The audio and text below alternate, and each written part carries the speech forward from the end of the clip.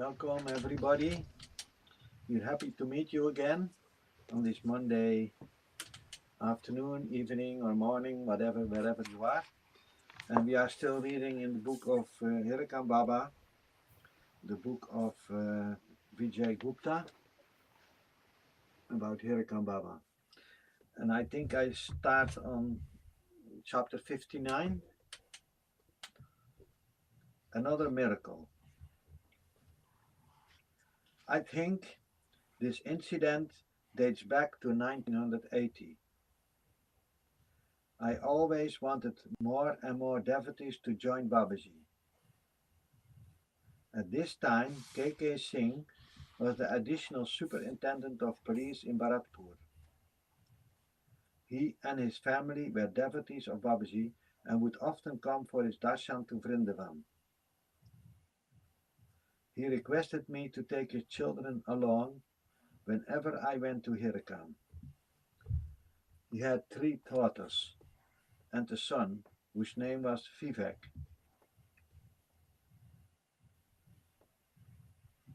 After his stint in Bharatpur, K.K. Singh was transferred to Jodhpur. His family was upset because they had been hoping that he would be posted to Dholpur. I went to Hirakan with his children, all 4 of them. We reached the ashram by truck at around 4 p.m. Babaji was sitting on a rock in the Gautama Ganga below. We all bowed to him and I introduced him to K.K. Singh's offspring. The very next moment, the eldest daughter, Prema, stood in front of Babaji and burst into tears. What is the matter? Babaji asked.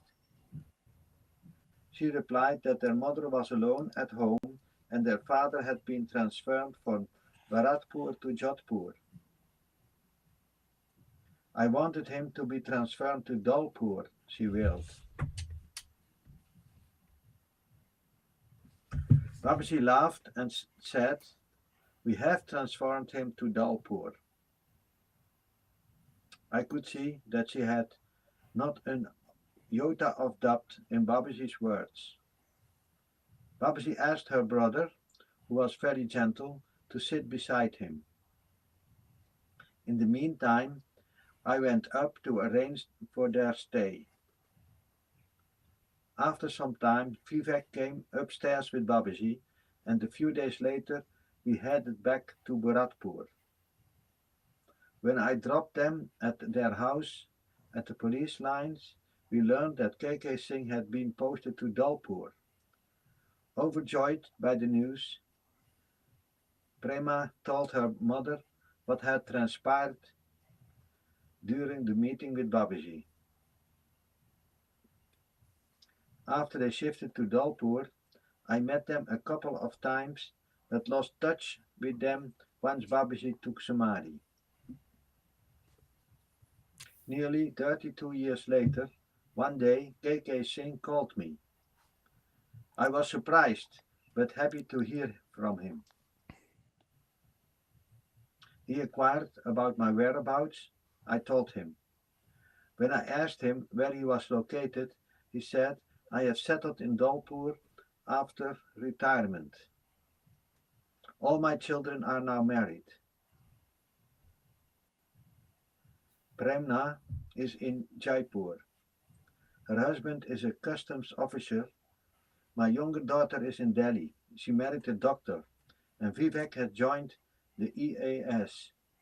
He is in the West Bengal cadre and his wife is in the IRS. She is currently posted in Delhi." I was very pleased to hear that all the kids I have taken to Hirakan so long ago had fared so well in life. A picture of the way they had been as children dared through my mind. "Tell me, what made you think of me?" I asked. "Vijay, we want to go to Hirakan to see Babaji's Samadhi," K.K. replied. The whole family wants you to go with us. I thought it was a lovely idea and said, fix the program. I'll be happy to go with you. Shortly afterwards, I got a call. Vijay, we have booked your ticket on the Sharabdi Express. Meet us at the station.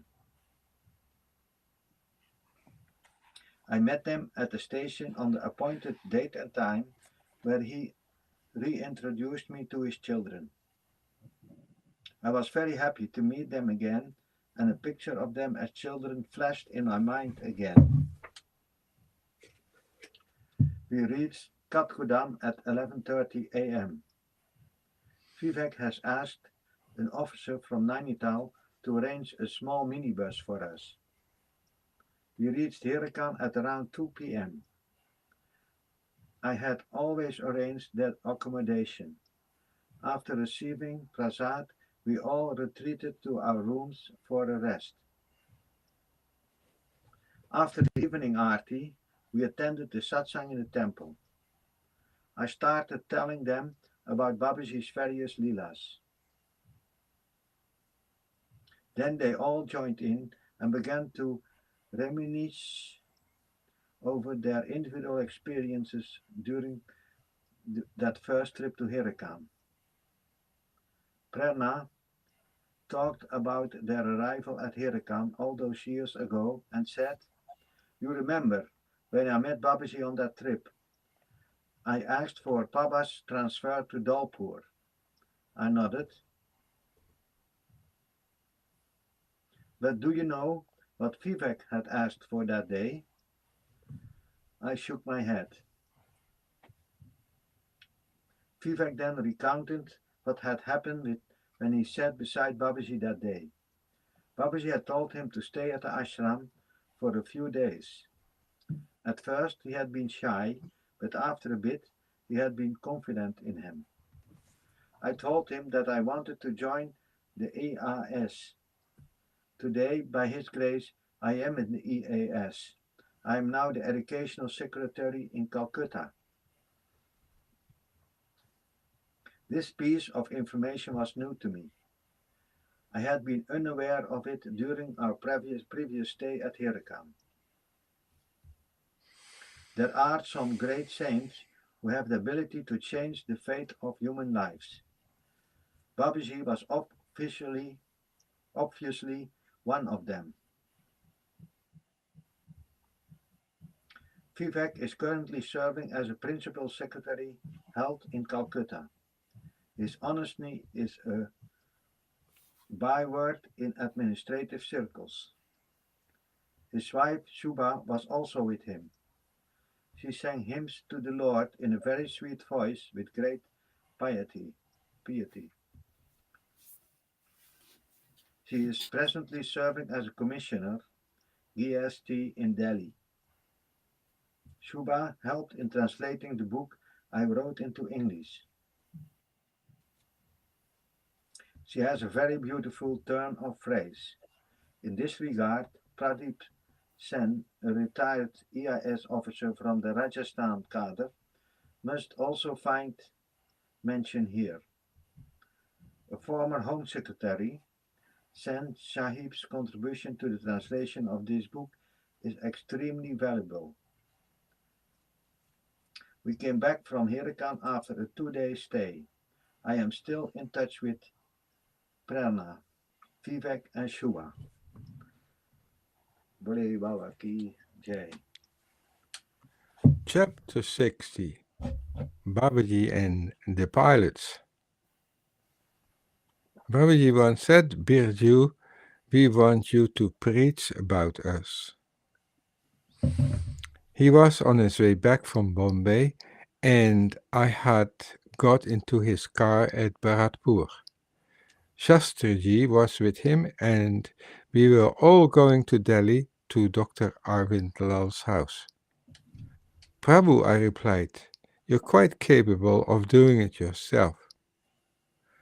What standing do I have to preach about you?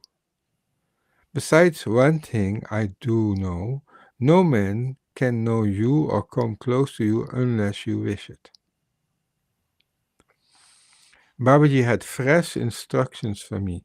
Birju, bring a member of the parliament to us. I thought this was a very strange request. What new leader was this? It wasn't as if an MP was some kind of object that I could drag in. And how on earth was I supposed to dig out an MP from somewhere? Babaji guessed my thoughts and simply told me to try. You'll be successful. We came to Dr. Arvind Lal in Delhi, and we were received very respectfully by his mother and wife.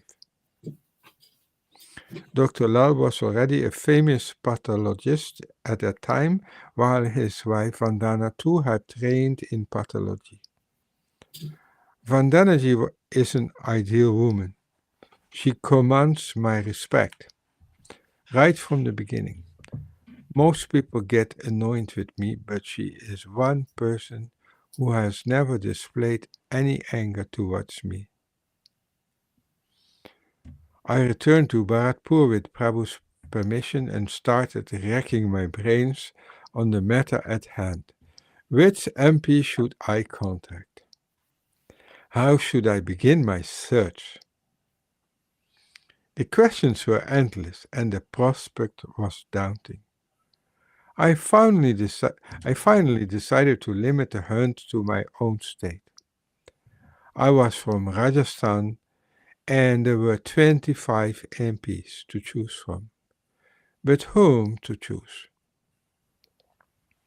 I didn't have too many connections in the area because I had spent much of my teen years with Babaji.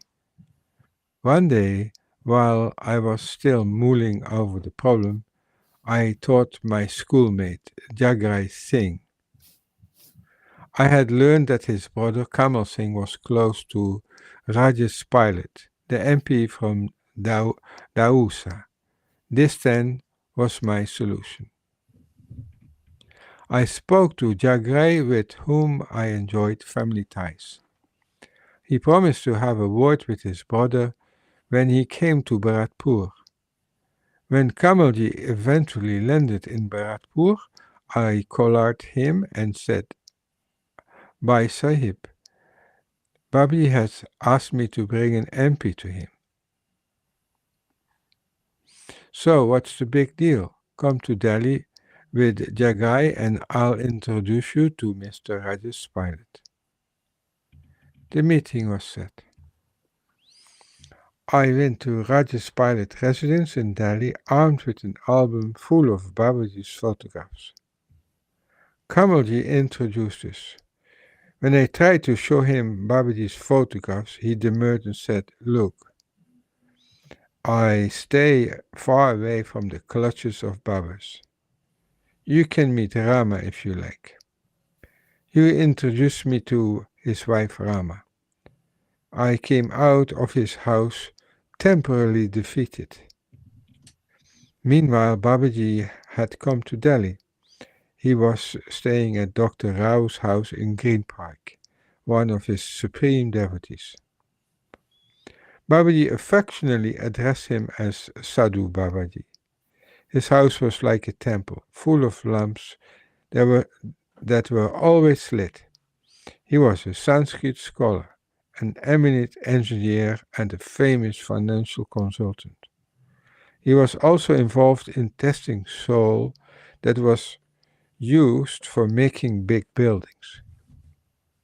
He has 4 offices in India, one of them in Delhi.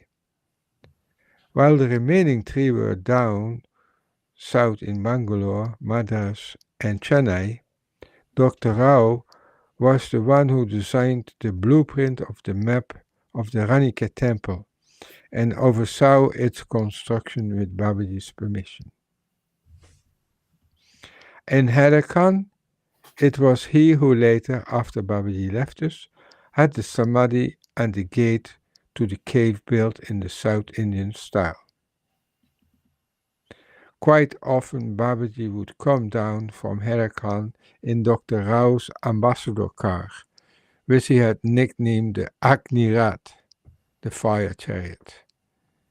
Babaji would frequently comment on Rauji's spendthrift nature and once marked, "If we ever give him a lakh rupees in the morning, he'll manage to spend it by the evening." When I learned that Babaji was in town, I asked Kamal to fix a meeting for me with Ramaji. He took me to her.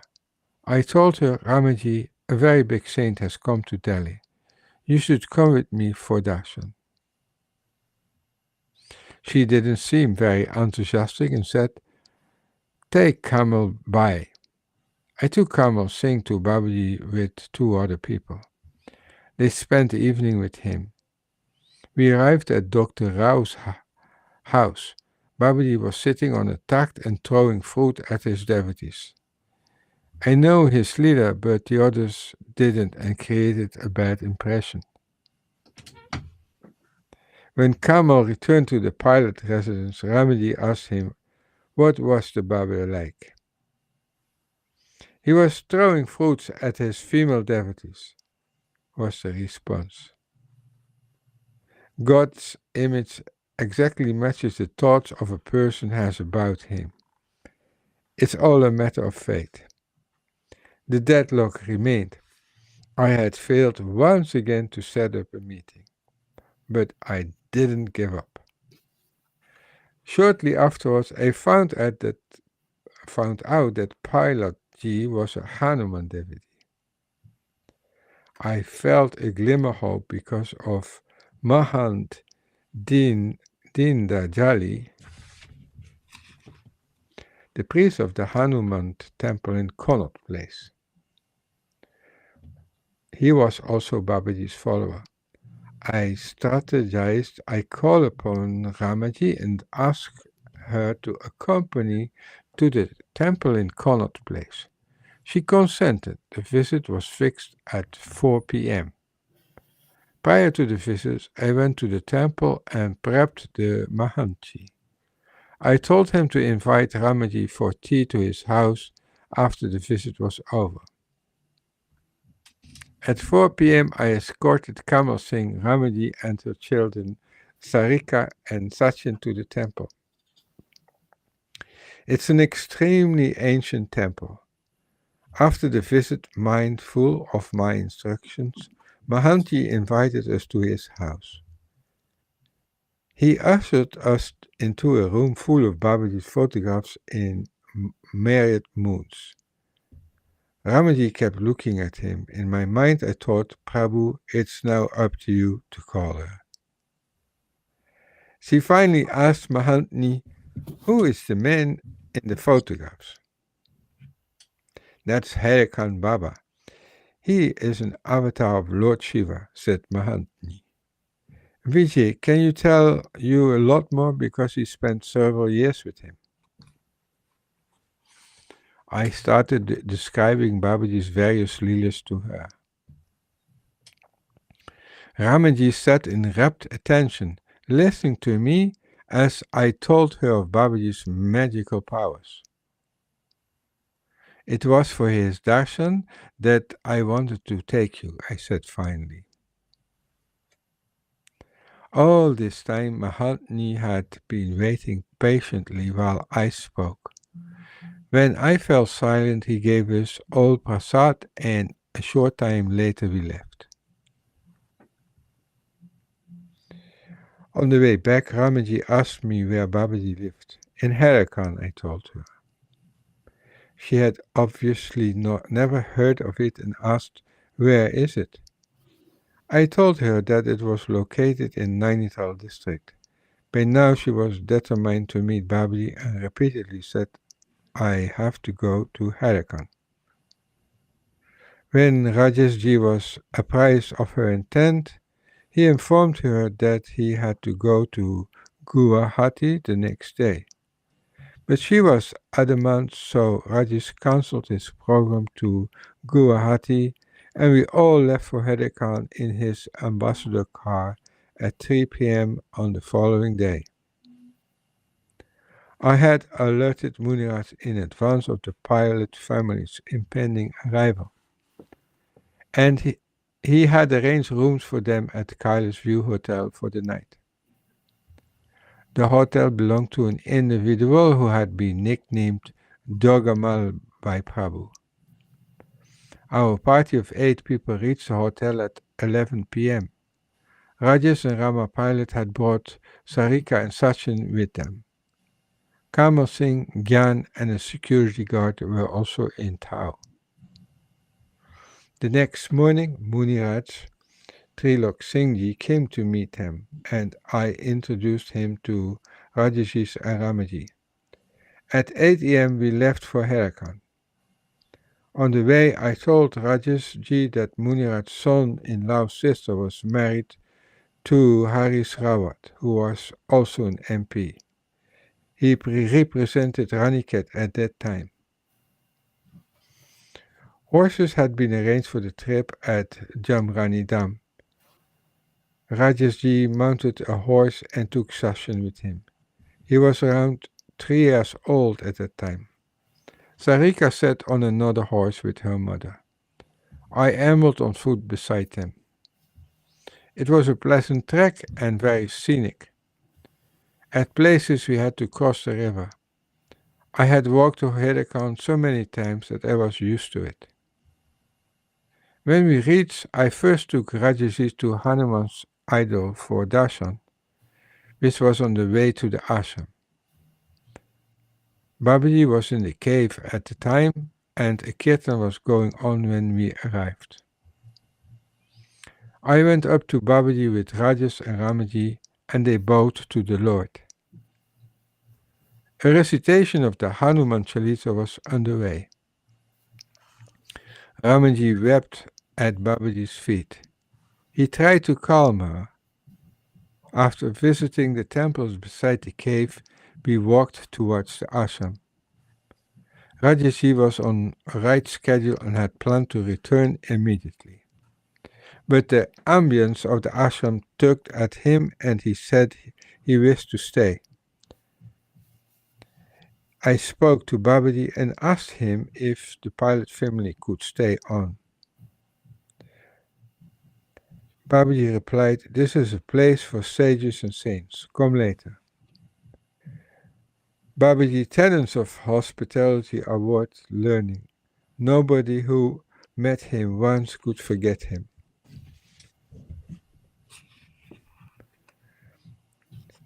The horses had been readied by the river for the return journey.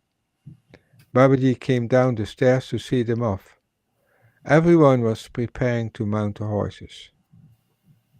Babaji took a swift look at the equines and called out to Ramaji. He asked her to sit on a white horse with Sarika. Sachin was seated on his father's mount. We then bid Babaji adieu and left. I walked beside Rajesh and started entertaining him with stories about Babaji. Roughly 2 kilometers from the ashram, Rajesh's horse suddenly stumbled and reared, tossing Sachin in the air. He fell on some stones. His father tried to grab him, but his foot got stuck in a stirrup and he tumbled on the ground. The horse took fright and reared once again, and this time it looked as if it was going to stamp Rajesh with his hooves. Without a thought, I leaped forward and covered his body with mine to protect him.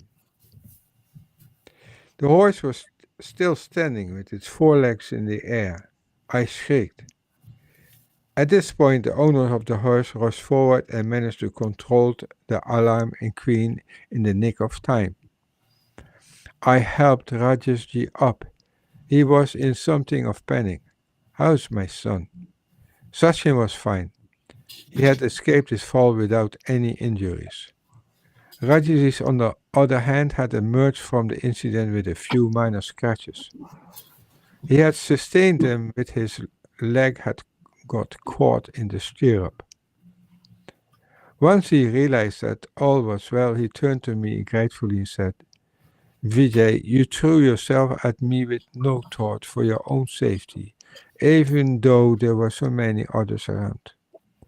How could I not? I replied. I was the one who brought you to Harakan. If something had happened, the stigma would have been on mine, and I would not have been able to live with it. A new sound broke into the scene. A devotee had reached the spot to ascertain whether we were right. Babaji sent me, he panted. He had obviously run all the way down. We looked at each other in surprise. The ashram was 2 kilometers away and the accident had only taken place minutes ago. How had Babaji known? Once it had been established that there were no major injuries, the devotee went back to Herakan and we resumed our journey. Ramaji eyed her husband doubtfully and asked him if he had had any negative thoughts about Babaji. There was nothing wrong with him, so how could I have had any negative thoughts, he responded. At Haldwani, Rajestik took tetanus shot and we drove back to Delhi. When I met him next, he told me that the vehicle that was to take him around Guwahati, the trip that he had cancelled last minute, had met with an accident. The driver had broken his leg and the others in the car also had been injured. I laughed and said, "It's good that you didn't go." I told him that Babi had immeasurable powers. A capable guru can reduce the impact of any accident. This is what the Shastras say. By going to Herakan, the major accident that awaited you in Guwahati was averted. Prabhu cannot wipe out your karma, but he can reduce its effect. By now, Rajesh and Ramaji had complete faith in Babaji's powers. Whenever Babaji came to Delhi or Vrindavan, they would visit him. They had also developed a deep fondness for me and wanted me to stay with them. And that's another beautiful story of Babaji. It looks like I like this kind of power of Babaji that he can change our bad fate into a little bit less bad fate. I think that's why it's worth to be his devotee and believe in him and go to his ashrams and do the sadhana. What you think, William? You also think like that? Yes,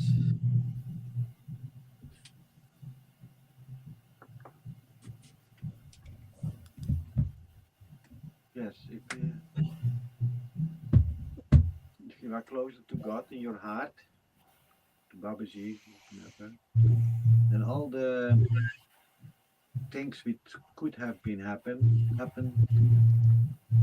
uh, on a lesser level, on a lesser hurting It's level, intensity. lesser intensity. Yes, Yes. and sometimes also good things happen which would not have otherwise happened without it. And what you think, Aidan? Um, you asked me how I was when we first went online, and I said, not that great. I've been feeling really melancholy. So for the past couple of weeks, I've been really feeling the potential, like the pain of missing 20 years of being with Babaji devotees, because as my mum became iller, like in the 90s, we stopped engaging just through practicality and just lived life, and now kind of coming back and concentrating more and more. And the thing I always keep on coming back to is I feel like part of me feels I've been dealing with the challenging feelings of not resentment, but like a loss of what could have been. But then if that had have been, I wouldn't have had my son. And that's the thing that I've been constantly thinking back to, is that things happen and other things are averted, but other things are supposed to happen. And if I had engaged in a different way, in a different world, I wouldn't have, the things that led to me having my son wouldn't have happened, and Rufus wouldn't have been born. So it's poignant that you read that and kind of discuss that, because you have a path and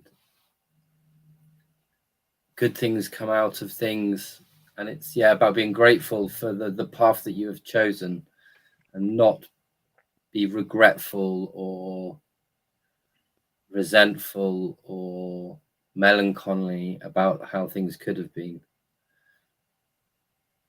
In the same way of lessening a karma, or some things were supposed to happen if that hadn't happened. So it's interesting that you read that. I think it's also meeting Babaji in the spirit has a similar effect. It's not only physical, doing a little sadhana, a little arti, even having a picture and take some time for reflection. That's what I often feel with Babaji. Is like you live a few lives in one life. You're changing so fast. And yeah.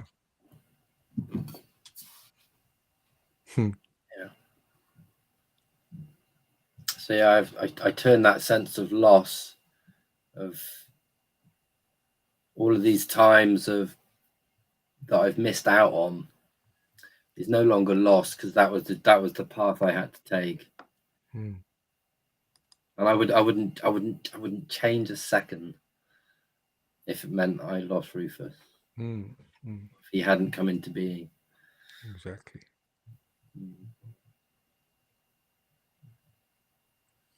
Any more reflections, ideas? Yeah, sometimes you need to have time off, how to say, to be more mature later on, to receive whatever is meant for you from Babaji on. Yeah. I find just faith is such a difficult thing, isn't it? I struggle with it.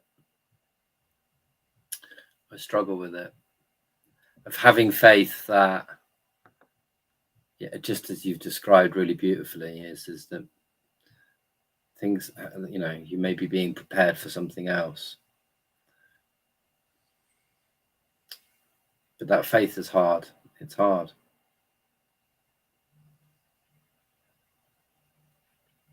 Yeah, I sometimes think it's a kind of trust. Faith. It's not so much in the mind, it should be more in the heart. So, beyond words.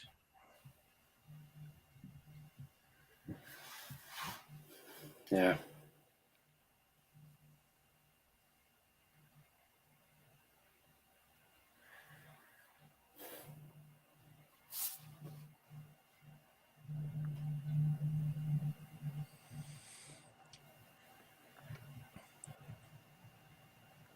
Yeah, then let's finish today's online ashram, and we go to next week. The book is almost finished. Yeah.